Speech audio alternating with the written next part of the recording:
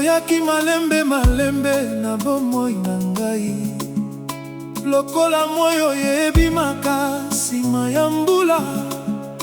Motema na ngai ezwaki kimia tango namonaki elongi na yo.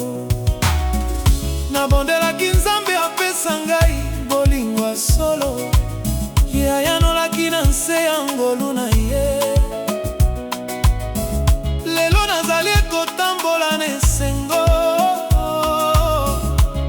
pamba te nazwi likabo na ye. Likabo ya Nzambe, Yo nde bomengo na ngai, yo nde pole oyo engengisaka motema na ngai. Na kati ya bolingo na yo nazwi kimia, nakotikala na yo libela. Likabo ya Nzambe, motema na ngai ezali ya yo, ata mikolo ekoleka nakobongwana te. bolingo na biso ekolonga nyonso na ngolu ya Nzambe.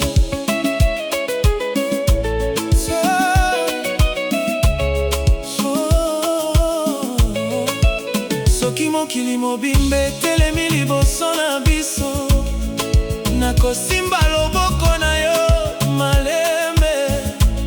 Pambatelaka na ngai ezali ya solo, nakotika yo mokolo moko te. Elobeli na ye ezali lokola nzembo, esalaka motema na ngai ebeta malembe. Miso na yo etondi na bolingo, ezali lokola minzoto na butu.